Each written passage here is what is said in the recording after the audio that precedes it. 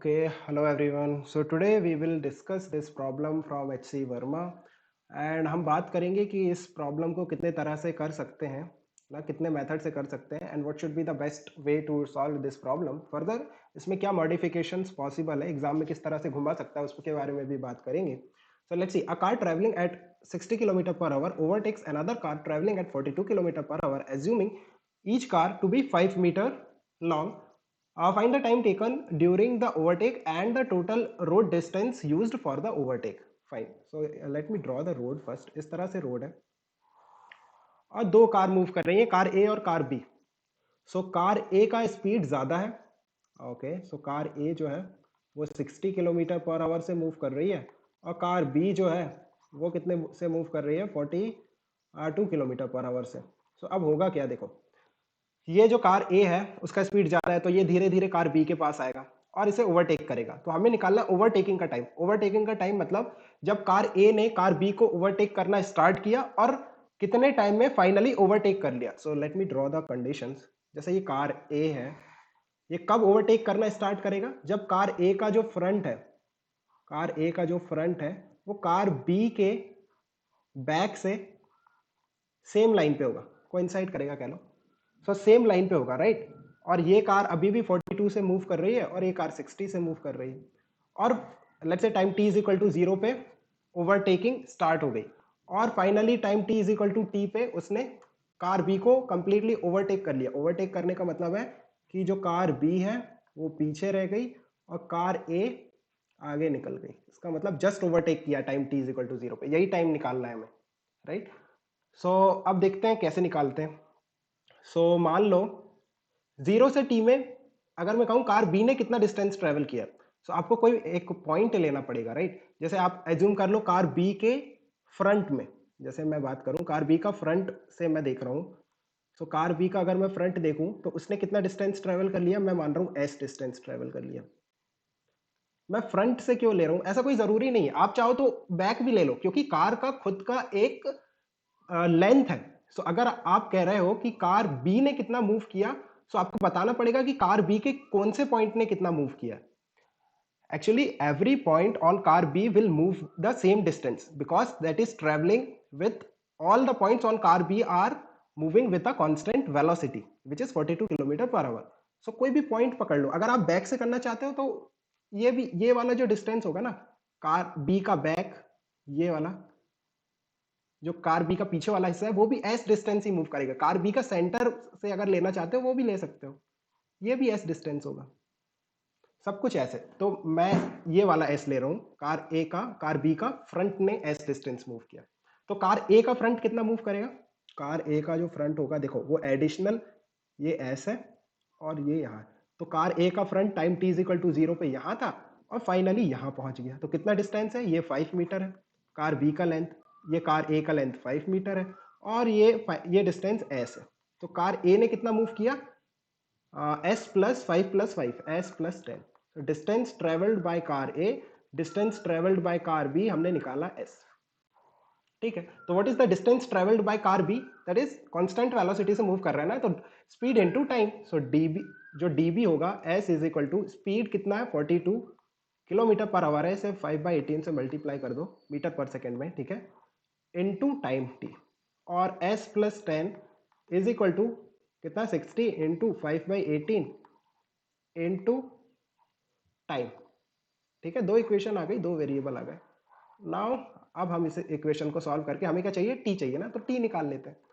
सो देखो क्या कैसे निकालेंगे. एस का वैल्यू सब्सटीट्यूट कर दो यहाँ पे. पहले सॉल्व कर लो, कुछ कट रहा है क्या? 6 से कट रहा है. सो 35 अपॉन 3 आ रहा है, राइट. सो एस का वैल्यू आ रहा है 35 अपॉन 3t. देखो ये आ रहा है plus 10 that is equal to 10 और ये 3. सो कितना आ रहा है? ये 50/3t आ रहा है. तो यहाँ से देखो 15/3t इज इक्वल टू 10 आ रहा है, तो ये 5 हो गया और टाइम का वैल्यू आ गया 2 सेकेंड्स. सिंपल. और क्या पूछा है? और क्या पूछा है इसने? Find the time taken by during the overtake and the total road distance used for the overtake. So अब मुझे ये बताना है कि कितना रोड का डिस्टेंस यूज किया मैंने ओवर, ए ने बी को क्रॉस करते समय कितनी रोड का डिस्टेंस यूज किया है। सो अगर आप ध्यान से देखो तो कौन सा डिस्टेंस यूज हुआ है, यहां से लेकर के यहां तक की जितनी भी रोड है, ये वाली रोड यूज हुई है ड्यूरिंग ओवरटेक। क्योंकि कार ए का कोई भी पार्ट जो रोड में होगा, और कार फाइनली कोई भी पार्ट अगर कार ए और कार बी का रोड में आता है, तो वो road will be, that part of road will be used to for overtaking. So यहां से यहां तक की लेंथ निकाल ली है। अब देख लेते हैं, देखो ये वाली तो 5 है, ये वाली भी 5 है, ये देखो ये 5 है, ये भी 5 है, और ये यहां से यहां तक पूरी एस है, ये एस है, और ये फर्दर 5 है। So 5 plus S plus 5 which is S plus 15। S plus 15 निकालना है आपको। You have to find out S plus 15। S तो आप यहीं से निकाल लोगे, कितना आ रहा था 35, 35/3 इंटू टाइम का वैल्यू 2 सेकेंड्स, राइट। सो ये एस आ रहा है 70/3, और इसमें 15 ऐड कर दो, that is your answer. 70/3 plus 15, जो भी आंसर आ रहा है ये आपका आंसर है। और इसे कैसे सॉल्व कर सकते हैं, और इस प्रॉब्लम को कैसे अप्रोच कर सकते हैं, इसको ना रिलेटिव वेलोसिटी से करोगे तो काफ़ी आसान पड़ जाएगा। जैसे मैं बात करूं, कितने टाइम में ये इसे क्रॉस कर लेगा। ये कार ए था, है ना, और यहाँ पे आपका कार बी था, दोनों की लेंथ 5 मीटर थी, और हम एज्यूम कर रहे हैं कि time t is equal to 0 पे आपका फाइनली ओवरटेकिंग स्टार्ट हो गई। कार ए ने कार बी को ओवरटेक करना स्टार्ट कर दिया। तो आप ये देखो कि what is the relative velocity of car A with respect to B, क्योंकि फाइनली आपको कार ए को कहां पहुंचाना है, कार बी के जस्ट आगे। तो आप एक काम करो, कार बी को पहले रेस्ट में ले आओ। रेस्ट में लाने से मतलब है जिस वेलोसिटी से कार बी मूव कर रही थी, कितने से मूव कर रही थी, 42 किलोमीटर पर आवर से मूव कर रही थी फॉरवर्ड।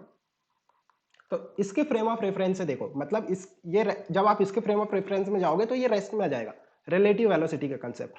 सो जब ये रेस्ट में आएगा तो इसकी जो वेलोसिटी वो पलट के कार बी ए को मिल जाएगी, which is 42 kilometre per hour, और यहाँ पे car A already 60 kilometre per hour से मूव कर रहा है।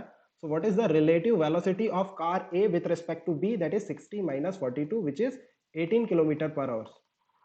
नाउ कार बी रेस्ट में, और car A 18 kilometre per hour से कार बी को ओवरटेक कर रहा है। सो कार ए फाइनली कार बी को कब ओवरटेक कर लेगी, जब कार ए इस तरह से आ जाएगी।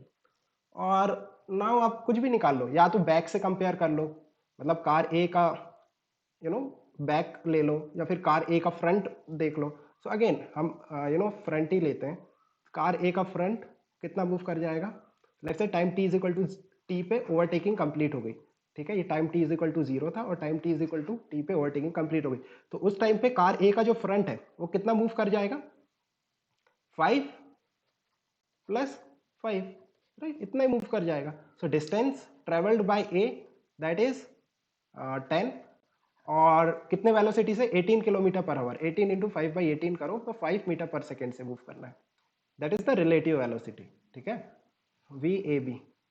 सो कितना टाइम लगेगा, अगेन 10/5, डिस्टेंस अपॉन देखो, distance is equal to speed into time, so time will be again 2 seconds, simple.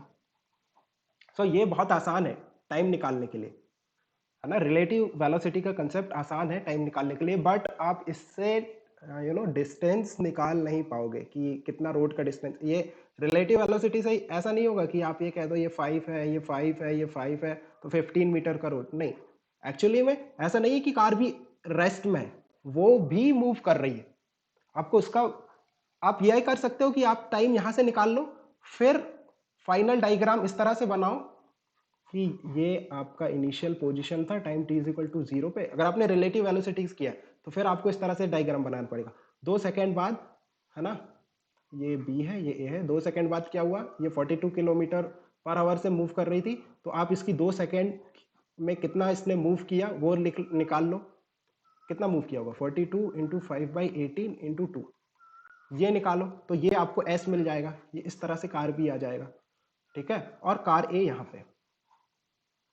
अब आप ये इस तरह से करो फिर से, 5, राइट, 5 एस, ये एस है, और फिर 5, मतलब भाई S, S plus S plus 50 वही आएगा, सेम आएगा। तो इस तरह से अगर आप रिलेटिव वेलोसिटीज कर रहे हैं तो आपको डिस्टेंस निकालने के लिए अगेन वही यूज करना पड़ेगा, सेम यही डायग्राम तो बनेगा ही। अब वेरिएशन की बात कर लेते हैं, क्या वेरिएशंस आपको एग्जाम में देखने को मिल सकते हैं। सबसे सिंपल जो वेरिएशन बनता है कि हम एक्सेलरेशन को इंट्रोड्यूस कर दें। मान लो कार बी जो है वो v2 वेलोसिटी से मूव कर रही है time t is equal to 0 पे, जब ओवरटेकिंग स्टार्ट हो रही है v2 और a2 से मूव कर रही है ना, इसका एक्सेलरेशन a2 है, और time t is equal to 0 जब ओवरटेकिंग स्टार्ट होती है उस समय की इसकी वेलोसिटी v2 है। और सिमिलरली v1 और a1 है ना, वही है एक्सेलरेशन और वेलोसिटी, ये एक कार का है। अब फाइनली जब ओवरटेक होगा तो time t is equal to T पे बना लेते हैं डायग्राम। b पीछे होगा, कंप्लीट ओवरटेकिंग हो जाएगी और कार a आगे होगा। और इस टाइम पे इनकी एक्सेलरेशन तो सेम ही रहेगा, इसका a2 रहेगा, इसका a1, बट वेलोसिटी कुछ अलग हो जाएगी है ना, v2 डैश हो जाएगा और इसका v1 डैश, क्योंकि एक्सेलरेशन है तो वेलोसिटी ऑफकोर्स कांस्टेंट तो रहेगी नहीं, ये time t is equal to T पे, और ये हम डिस्टेंस कह देते हैं s।